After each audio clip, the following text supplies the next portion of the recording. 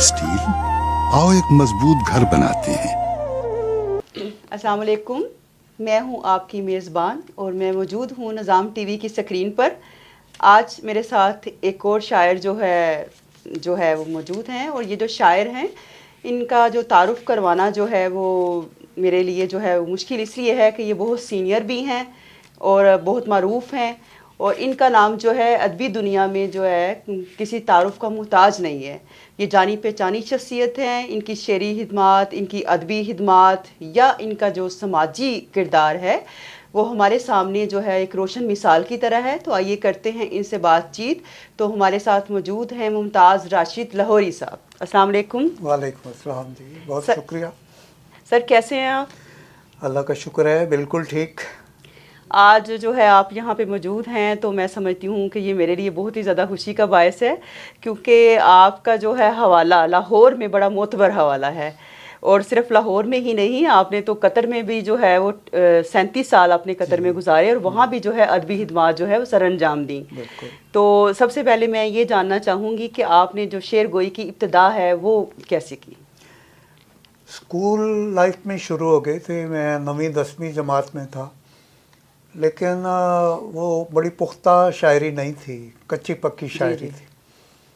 तो फिर ये 1976 की बात है कि उस वक्त एक मुशायरे में अल्लामा ज़ौकी मुज़फ़्फ़र नगरी से मेरी मुलाकात हुई। जी जी। वो उस्ताद शायर थे, उनके कई एक शागिर्द थे। जी। तो फिर मैं भी उनके हल्का तलामिज़ा में आ गया, उनके शागिर्दों में शामिल हो गया। तो फिर तकरीबन 1.5 साल पौने 2 साल मैं हर हफ्ते उनके पास हाज़िर होता था और जो भी नई गज़ल लिखता था उन्हें दिखाता था।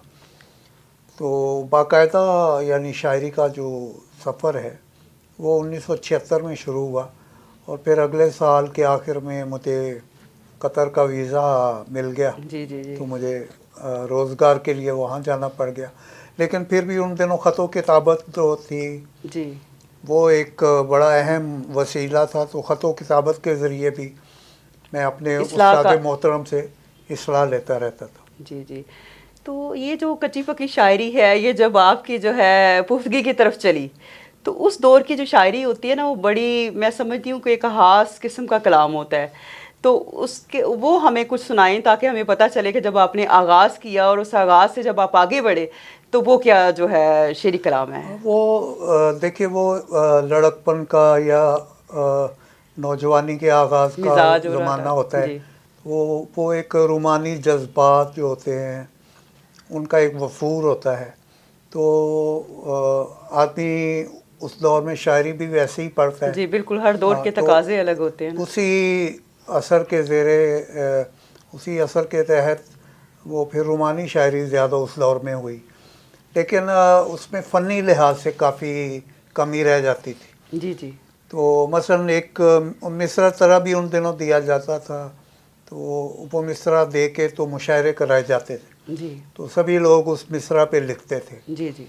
जैसे कोई उन्वान दिया जाए तो मज़मून लिखा जाता है, इसी तरह गज़ल का कोई मिसरा दे दिया जाता था।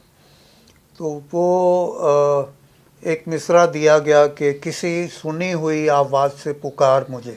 जी जी। तो ये एक मिसरा था। तो इस पे मैंने कुछ शेर लिखे थे और वो जाके उस्ताद साहब को दिखाए, फिर इस्लाह भी हुई। अब वो ज़्यादा तो नहीं, एक गिरा जो होती है ना, उसी मिसरा पे गिरा लगाना, वो मैं आपको सुना देता हूँ।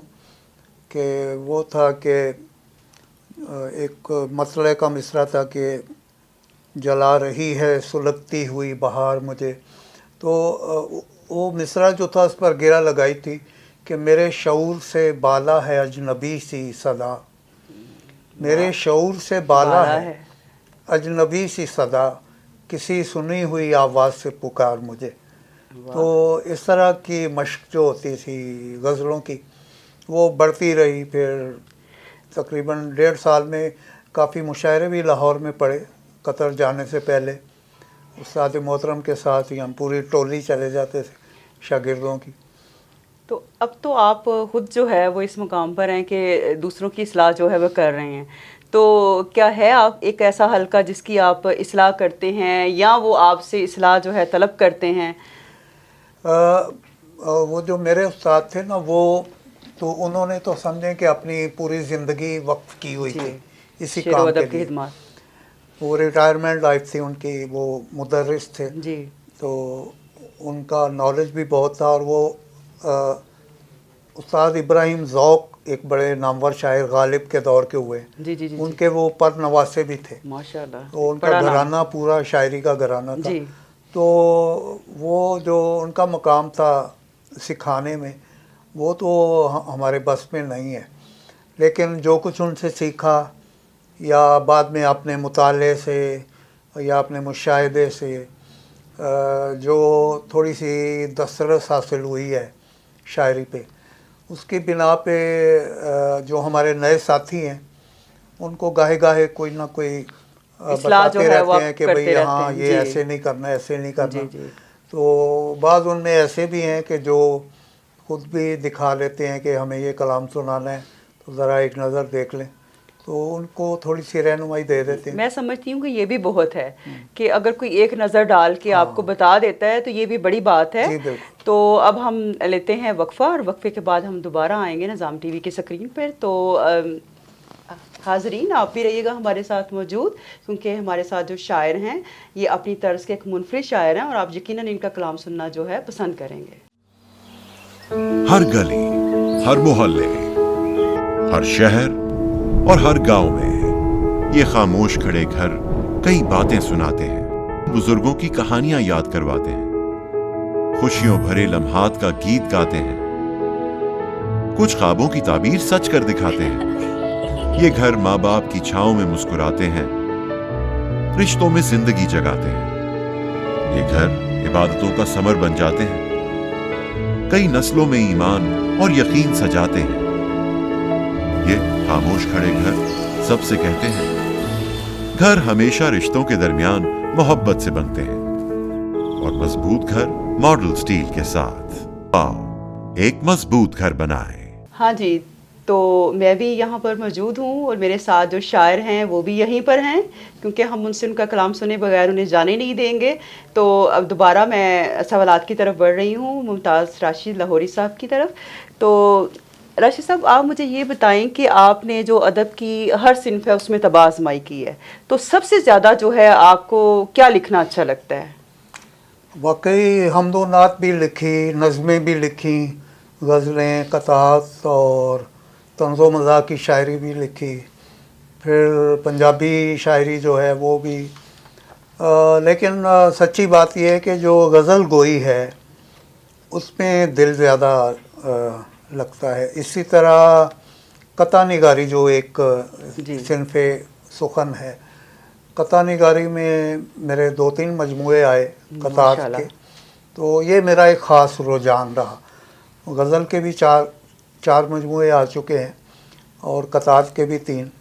तो ये 2 असनाफ़ ऐसी हैं, गज़ल गोई और कता निगारी, इनमें ज़्यादा दिल लगता है। तो अब जो गज़ल का जिक्र छिड़ गया है, तो हम क्यों ना जो है वो इसको आगे बढ़ाते हैं, और हम सुनना चाहेंगे आपसे आपका कलाम, हमें कोई गज़ल सुना। मैं गज़ल उसका मतलब पेश करता हूँ कि फ़िशारे गम से मेरा ज़ब्त आज़माते हैं, फ़िशारे गम से मेरा ज़ब्त आज़माते हैं, मुझे रुके हुए आंसू बहुत सताते हैं। फ़िशारे गम से मेरा ज़ब्त आज़माते हैं, मुझे रुके हुए आंसू बहुत सताते हैं। अगर सफ़र को बचाना हो राय गानी से, अगर सफ़र को बचाना हो राय गानी से, दुरुस्त समत में अपने कदम उठाते हैं। और शेर है कि तवंगरों के रवैयों से जब हो मायूसी, तवंगरों के रवैयों से जब हो मायूसी, गरीब लोग मेरा हौसला बढ़ाते हैं। तवंगरों के रवैयों से जब हो मायूसी, गरीब लोग मेरा हौसला बढ़ाते हैं।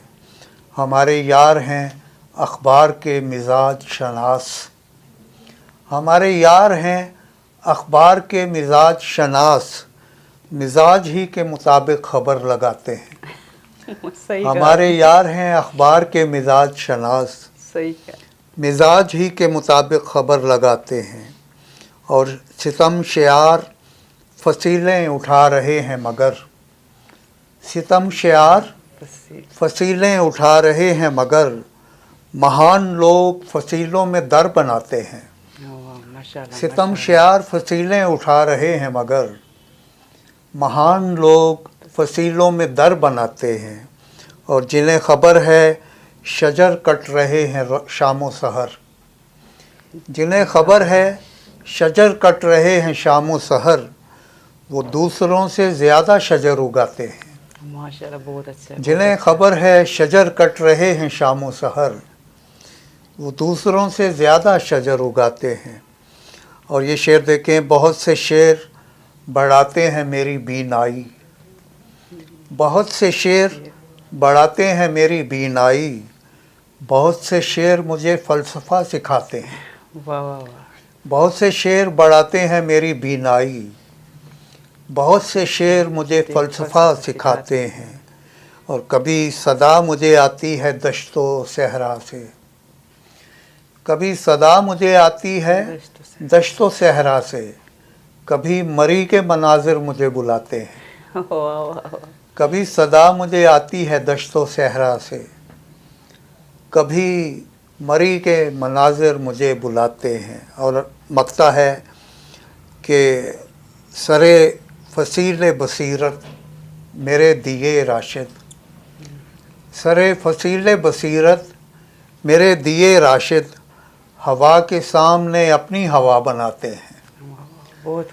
سرے فصیل بصیرت میرے دیے راشد ہوا کے سامنے اپنی ہوا بناتے ہیں.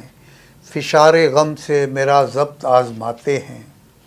مجھے رکے ہوئے آنسو بہت ستاتے ہیں. ماشاءاللہ بہت ہی خوبصورت غزل ہے. اور اس کے ساتھ ہی جو ہے ہم آج کے پروگرام کا جو ہے اختتام کرتے ہیں اور آپ کا شکریہ ادا کرتے ہیں کہ آپ جو ہے اس میں تشریف لائے اور گاہے بگاہے جو ہے وہ کسی نہ کسی پروگرام میں ہم آپ سے ملاقات جو ہے وہ کرنا پسند کریں گے اور یقیناً آپ ہمیں یہ شرف بخشیں گے. عنایت جی آپ کا بھی شکریہ, آپ کی ساری ٹیم کا بھی اور آپ کے ناظرین کا بھی. انشاءاللہ ضرور ملیں گے پھر کسی وقت. ضرور. شکریہ. اللہ حافظ. تو ناظرین آپ کی ملاقات ہوئی ممتاز راشد لاہوری صاحب سے جو کہ بڑے ہی معروف شاعر ہیں. تو ان کے ساتھ ہی جو ہے مجھے اجازت دیجیے. تو نظام ٹی وی کی سکرین پر جو ہے میں اگلے پروگرام کے ساتھ آپ کے سامنے جو ہے وہ حاضر ہوں گی. شکریہ. ہر گلی, ہر محلے, ہر شہر اور ہر گاؤں میں یہ خاموش کھڑے گھر کئی باتیں سناتے ہیں, بزرگوں کی کہانیاں یاد کرواتے ہیں, خوشیوں بھرے لمحات کا گیت گاتے ہیں, کچھ خوابوں کی تعبیر سچ کر دکھاتے ہیں. یہ گھر ماں باپ کی چھاؤں میں مسکراتے ہیں, رشتوں میں زندگی جگاتے ہیں. یہ گھر عبادتوں کا ثمر بن جاتے ہیں, کئی نسلوں میں ایمان اور یقین سجاتے ہیں. یہ خاموش کھڑے گھر سب سے کہتے ہیں, گھر ہمیشہ رشتوں کے درمیان محبت سے بنتے ہیں اور مضبوط گھر ماڈل سٹیل کے ساتھ. آؤ ایک مضبوط گھر بنائیں.